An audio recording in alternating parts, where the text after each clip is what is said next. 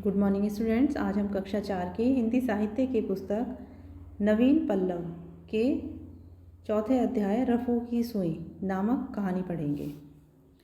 तो इस कहानी में रफ़ू की सुई के गिरने और उसकी दुर्गति भरी यात्रा का अत्यंत रोचक वर्णन किया गया है। तो आइए शुरू करते हैं कहानी रफ़ू की सुई। सबसे पहले कथावाचन। एक समय में एक रफ़ू की सुई थी जो अपने आप को इतना बारीक समझती थी कि उसे लगता था कि वह कढ़ाई की सुई है। ध्यान रखो और मुझे अच्छी तरह से पकड़ो, उसने उन उंगलियों से कहा जिन्होंने उसे बाहर निकाला था। मुझे गिराना मत। यदि मैं ज़मीन पर गिर गई तो फिर मिलूंगी नहीं, क्योंकि मैं बहुत बारीक जो हूँ। हो सकता है, उंगलियों ने कहा और चारों ओर से उसे दबाकर पकड़ लिया। देखो, मैं एक ट्रेन के साथ आ रही हूँ, सुई ने कहा और अपने पीछे लंबा धागा लेकर आई, लेकिन धागों में गांठ नहीं थी।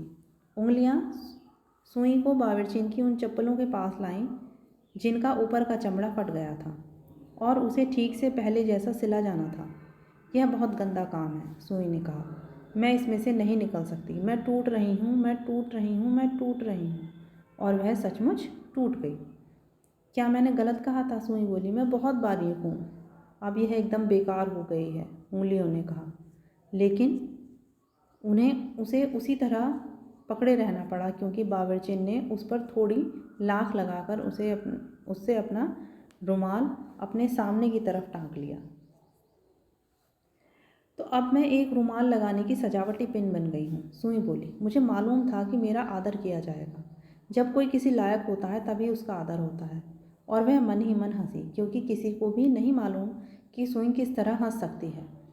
वह वहाँ बैठी रही जैसे कि शाही बग्घी में बैठी हो और चारों तरफ देखने लगी। क्या मैं पूछ सकती हूँ कि क्या तुम सोने की हो? उसने अपनी पड़ोसी पिन से पूछा। तुम बहुत सुंदर हो और तुम्हारा सिर बहुत खास है, लेकिन यह काफ़ी छोटा है। तुम्हें बड़ा होना ही पड़ेगा, क्योंकि सबके ऊपर लाख नहीं लगाई जाती। यह कहते हुए रफ़ू की सुई गर्व से इतनी ज़ोर से उछली कि वह रुमाल से बाहर निकलकर उस चिलमची में गिर पड़ी जिसे बावर्चीन साफ कर रही थी। अब हम एक यात्रा पर जा रहे हैं, सुई बोली। यदि मैं खोई नहीं तो। लेकिन वह सचमुच खो गई। जब वह एक नाले में पड़ी थी, उसे लगा कि मैं इस दुनिया के लिए बहुत छोटी हूँ। लेकिन मैं जानती हूँ कि मैं कौन हूँ, और यही एक खास बात है। एक तरफ रफ़ू की सुई ने अपना गर्व बनाए रखा और अपनी हंसी मजाक की आदत भी नहीं छोड़ी। उसके ऊपर से तरह तरह की चीज़ें तैरकर निकल गईं। घास के टुकड़े और पुराने अखबारों के टुकड़े। देखो, वे कैसे तैर रहे हैं, सुई ने अपने आप से कहा। उन्हें नहीं मालूम उनके नीचे क्या है। मैं यहाँ हूँ, मैं यहाँ जमी रहूँगी। देखो, एक लकड़ी का टुकड़ा सिर्फ अपने बारे में सोचता हुआ जा रहा है कि मैं एक लकड़ी का टुकड़ा हूँ। अब एक घास का टुकड़ा जा रहा है, वह किस तरह पलट रहा है, वह किस तरह चक्कर खा रहा है। केवल अपने बारे में मत सोचो, तुम पत्थर से टकरा सकते हो। अब एक अखबार का टुकड़ा जा रहा है, उस पर जो लिखा था वह तो कब का धुल चुका है, लेकिन अभी भी वह अपने आप को बहुत कुछ समझ रहा है। मैं यहाँ चुपचाप धैर्य से बैठी हूँ। मुझे मालूम है कि मैं कौन हूँ और मैं वहीं रहूँगी जो मैं हूँ। एक दिन उसके बिल्कुल पास कुछ आया जो अद्भुत रूप से चमक रहा था। सुई को लगा कि वह हीरा है, लेकिन वह टूटी बोतल का एक टुकड़ा था। वह चमक रहा था, इसलिए सुई ने उससे बात की और रुमाल लगाने की सजावटी पिन कहकर अपना परिचय दिया। मुझे लगता है कि तुम हीरा हो, उसने कहा। क्यों? हाँ, करीब करीब वैसा ही। और फिर दोनों ने एक दूसरे को बेशकीमती चीज़ मान लिया और दुनिया के बारे में बातें करने लगे कि यह कितनी अहंकारपूर्ण है। मैं एक औरत के बक्से में थी, सुई बोली, और वह एक बावर्चीन थी। उसके हर हाथ में 5 उंगलियां थीं, और मैंने उसकी उंगलियों जैसी अहंकारी चीज़ें दुनिया में और कहीं नहीं देखी। वे ही मुझे बक्से में रखने और निकालने का काम करती थी।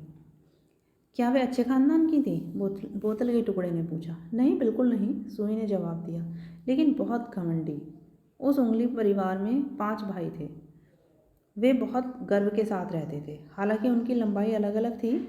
सबसे बाहर वाला अंगूठा था छोटा और मोटा, वह सबसे आगे चलता था, और पीठ में केवल एक जोड़ था जिसकी वजह से वह केवल एक जगह से झुक सकता था। लेकिन वह कहता था कि यदि किसी आदमी से उसे छीन लिया जाए तो वह आदमी युद्ध में भाग नहीं ले सकता था।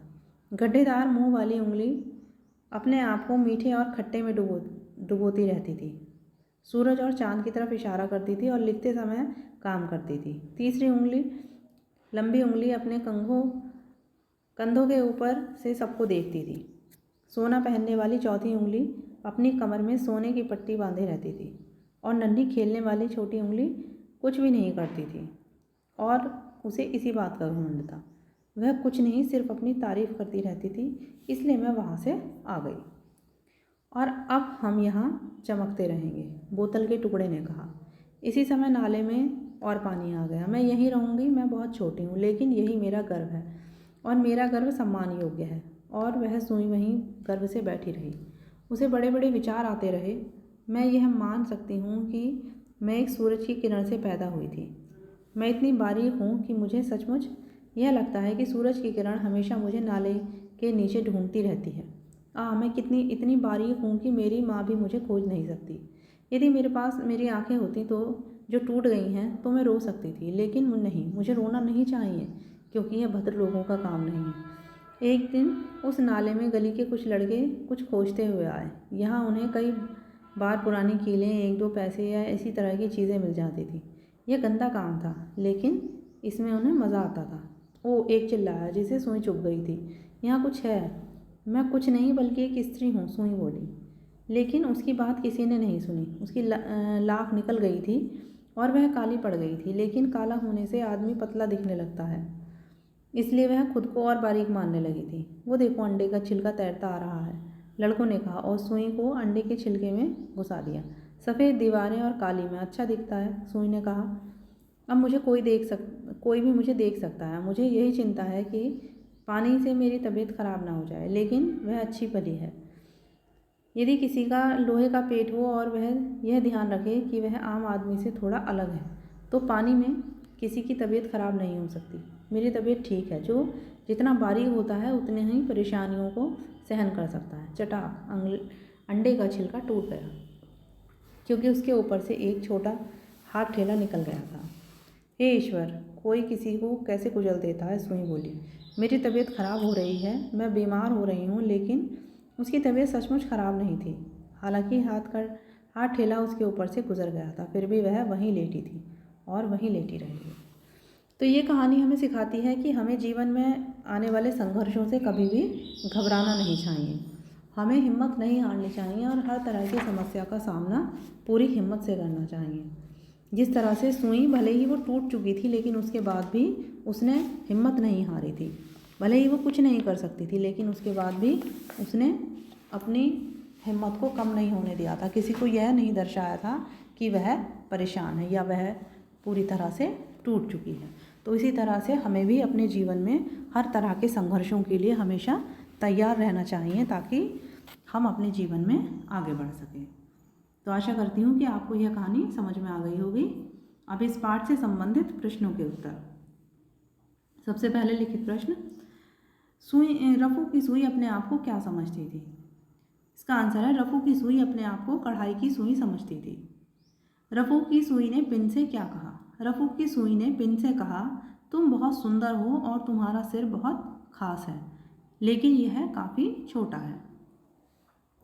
नेक्स्ट, नाले में लकड़ी के टुकड़े को देखकर सुई ने क्या कहा? नाले में लकड़ी के टुकड़े को देखकर सुई ने कहा, एक लकड़ी का टुकड़ा सिर्फ अपने बारे में सोचता हुआ जा रहा है कि मैं एक लकड़ी का टुकड़ा हूँ। नेक्स्ट, आँख होने पर सुई क्या कर सकती थी? इसका आंसर है, आँख होने पर सुई रो सकती थी। नेक्स्ट, किसने किससे कहा? ध्यान रखो और मुझे अच्छी तरह से पकड़ो, सुई ने उंगलियों से। अब यह एकदम बेकार हो गई है, उंगलियों ने उंगलियों से। नेक्स्ट, क्या मैं पूछ सकती हूँ कि क्या तुम सोने की हो? सुई ने पिन से। नेक्स्ट, क्या वे अच्छे खानदान की थी? बोतल के टुकड़े ने सुई से। नेक्स्ट, 2-2 शब्द बनाइए। तो इसमें कुछ शब्द दिए गए हैं जिसमें एक आधा है और एक पूरा, तो आपको उसी तरह से 2-2 और शब्द बनाने हैं। जैसे च से बना है बच्चे, उसी तरह कच्चे सच्चे, त्र से मित्र चित्र, टे जैसे खट्टे, उसी तरह कट्टे पट्टे। द जैसे दुग्ध, उसी तरह मुग्ध स्निग्ध। नेक्स्ट, समझिए और लिखिए। जैसे बनाए सजावट से सजावटी, उसी तरह बनावट बनावटी, लिखावट लिखावटी, दिखावट दिखावटी। नेक्स्ट, विलोम शब्द लिखिए। इसमें फर्स्ट है सुंदर, सुंदर का विलोम शब्द होगा बदसूरत। उसी तरह आदर का अनादर, खास, साधारण, अभिमान, विनम्रता, आवश्यक, अनावश्यक। नेक्स्ट, मौखिक प्रश्न। मौखिक उत्तर दीजिए। सबसे पहले, चमड़े से बनी हुई 2 वस्तुओं के नाम लिखिए। तो इसमें जूते और बैग। सुई किस धातु की बनती है? स्टील की। सोना बेचने वाले को क्या कहते हैं? सुनार। अनामिका किस उंगली को कहते हैं? हाथ की छोटी उंगली के पास वाली उंगली को। नेक्स्ट एक्सरसाइज है रचनात्मक गतिविधियाँ। सुई का आविष्कार कब और कहाँ हुआ? इंटरनेट से इसकी जानकारी प्राप्त कीजिए और इसे कहानी के रूप में लिखने का प्रयास कीजिए। तो इस कार्य को आप स्वयं करेंगे, इंटरनेट की सहायता से आप ये ढूंढेंगे और उसे अपनी पुस्तक में लिखेंगे। नेक्स्ट, खेल खेल में सही मिलान कीजिए। तो इसमें सबसे पहले है सेफ्टी पिन, सेकंड है यू पिन, थर्ड है आल पिन और लास्ट में है पिन। तो आशा करती हूँ कि आपको यह पाठ समझ में आ गया होगा। इस पाठ से संबंधित प्रश्नों के उत्तर और अतिरिक्त प्रश्नों के उत्तर आप अपनी पुस्तक में साफ और स्वच्छ अक्षरों में लिखेंगे और बाद में उन्हें याद करने के बाद अपनी उत्तर पुस्तिका में लिखेंगे। Thank you.